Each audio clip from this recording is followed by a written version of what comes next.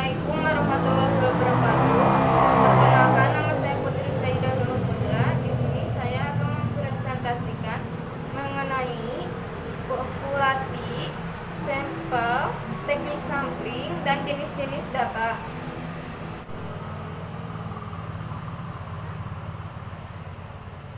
Di sini ada pengertian populasi. Populasi adalah seluruh kesimpulan elemen yang dapat kita gunakan untuk membuat beberapa kesimpulan. Nah, di sini ada menurut para ahli, populasi menurut Somantri adalah berkenaan dengan data, bukan dengan orangnya maupun bendanya.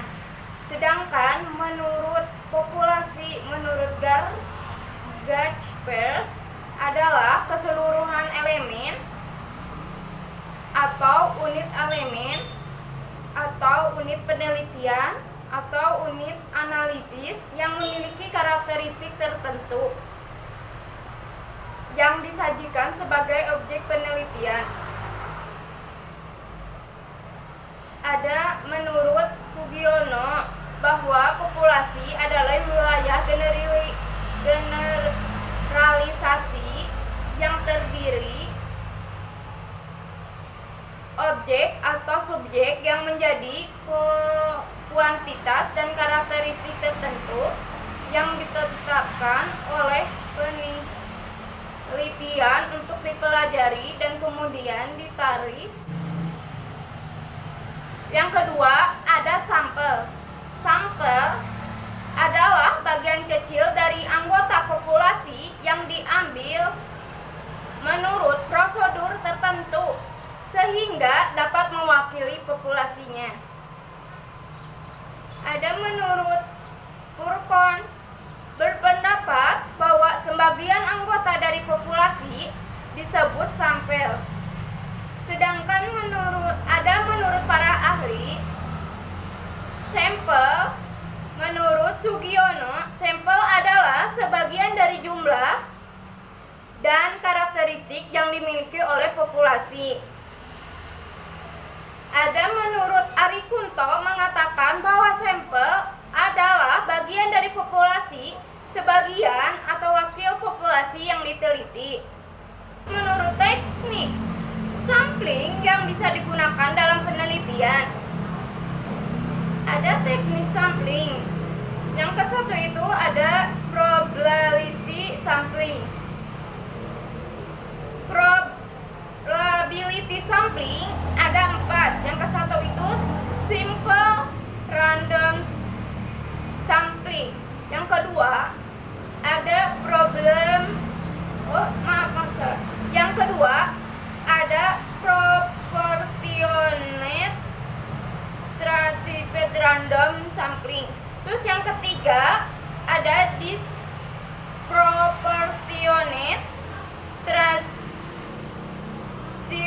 random sampling. Terus yang keempat ada area cluster sampling, sampling menurut daerah. Nah, terus ada yang kedua ada non probability sampling. Yang ke satu ada sampling sistematis. Yang kedua ada sampling kuota. Terus yang ketiga ada proportionate sampling. Yang keempat ada sampling incidental. Terus yang kelima ada sampling jenuh. Yang keenam ada snowball sampling. Yang keempat ada jenis-jenis data. Dalam statistik, jenis-jenis data memainkan peran sangat penting yang perlu dipahami untuk menerapkan pengukuran statistik dengan benar, juga agar dapat menyimpulkan asumsi tertentu tentang data dengan benar. Beberapa jenis data yang wajib dipahami oleh data saintifik pemula adalah yang satu ada data kuantitatif. Data kuantitatif adalah data yang menyatakan besaran, jumlah, atau jangkauan tertentu. Biasanya terdapat unit pengukuran yang terkait dengan data, misalnya meter dalam pengukuran tinggi badan seseorang. Contohnya, ada data kuantitatif adalah skor tes dan ujian, berat badan seseorang, atau suhu dalam sebuah ruangan. Jenis data ini dibagi lagi menjadi dua jenis, yakni ada data diskrit dan data kontinu. Ada dua, data diskrit, data kontinu. Data diskrit sederhana, hanya dapat mengambil nilai-nilai tertentu dan variabel data tidak dapat dibagi menjadi bagian-bagian yang lebih kecil. Contoh data diskrit adalah banyaknya siswa dalam satu kelas, jumlah pekerjaan di suatu perusahaan, atau jumlah soal tes yang dijawab dengan benar. Nah, terus ada data kontinu.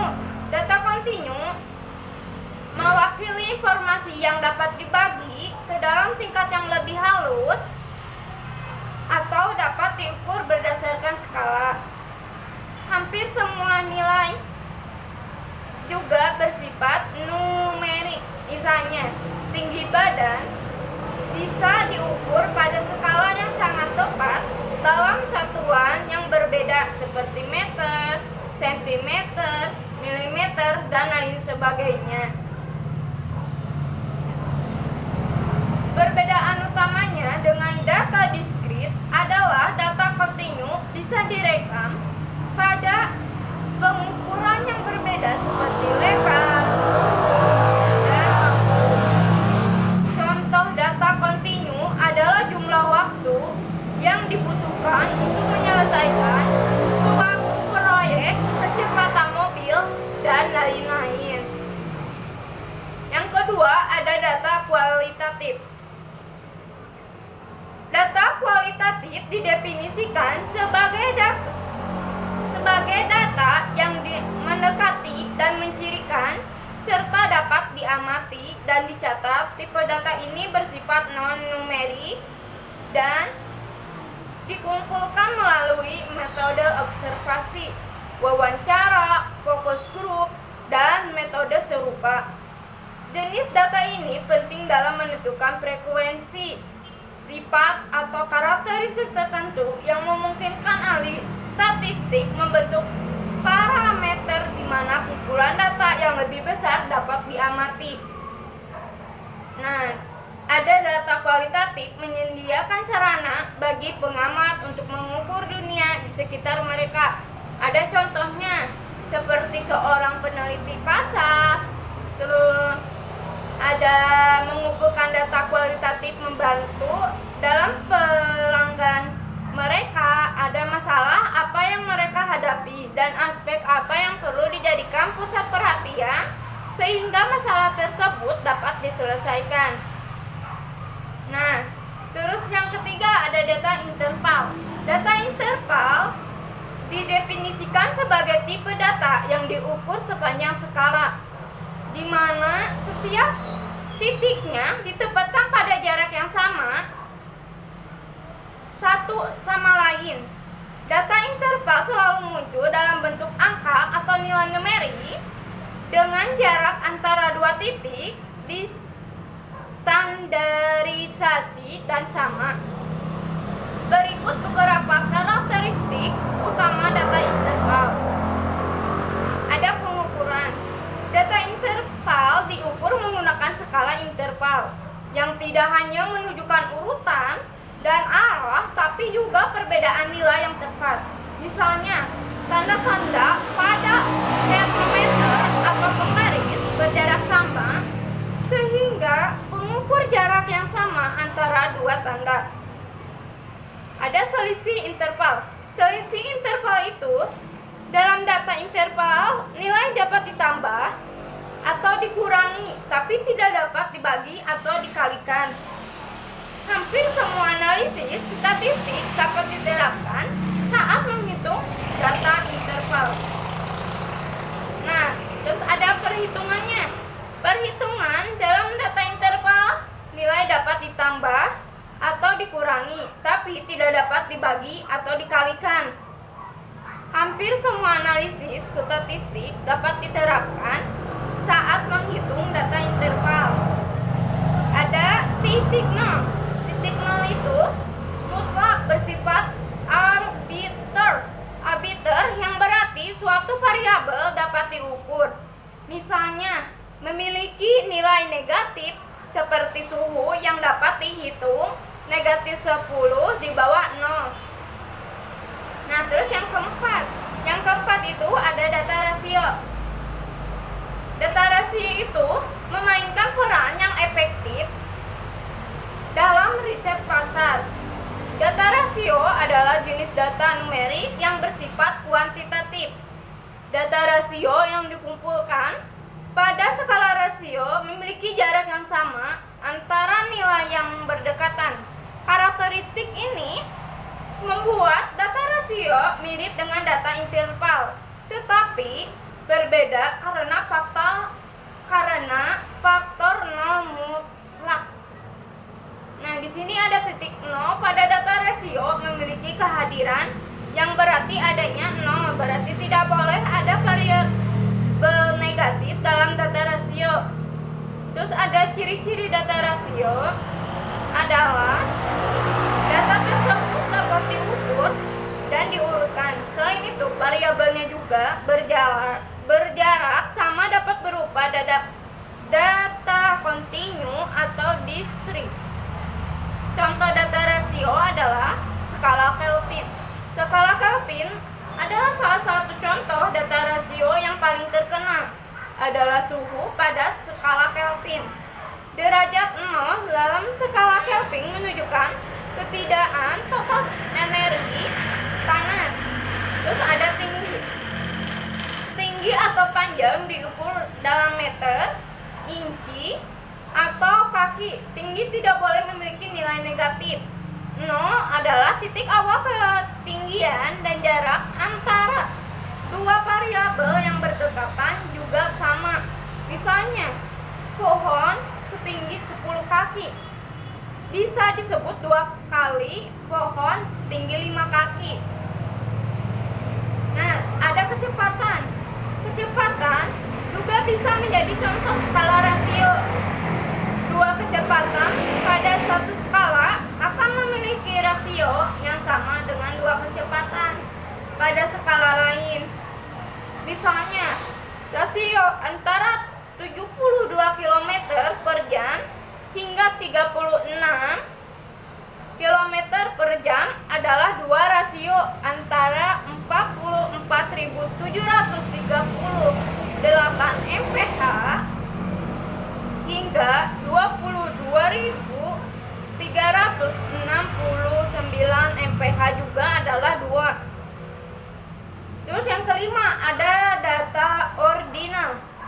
Data ordinal diklarifikasikan ke dalam variabel yang memiliki urutan peringkat alami, tetapi jarak antar kategori tidak diketahui. Misalnya, variabel frekuensi latihan fisik dapat dibagi dalam beberapa kategori seperti tidak pernah, jarang, kadang-kadang, sering, dan selalu. Sementara ada urutan yang jelas untuk kategori ini, tetapi tidak mungkin untuk mengatakan bahwa perbedaan antara tidak pernah dan jarang sama persis dengan perbedaan antara kadang-kadang dan sering. Oleh karena itu, skala ini disebut ordinal. Dalam penelitian ilmiah sosial, variabel ordinal kerap kali menyatakan penilaian persepsi, opini, atau faktor demografis yang dikategorikan ke dalam tingkatan atau tanda kurung seperti status sosial atau pendapatan. Contoh skala ordinal adalah yang ke-1 ada kemampuan berbahasa yang dibagi menjadi pemula, intermediate, dan pasif. Terus yang kedua ada tingkat kesempatan dengan kategori sangat tidak setuju, netral, setuju, dan sangat setuju. Nah, terus ada tingkat pendapatan dengan pembagian pendapat tingkat bawah, pendapat tingkat menengah, dan pendapat tingkat atas. Sekian yang saya sampaikan. Mohon maaf bila ada kesalahan kata. Billahil taufiq wal hidayah. Wassalamualaikum warahmatullahi wabarakatuh.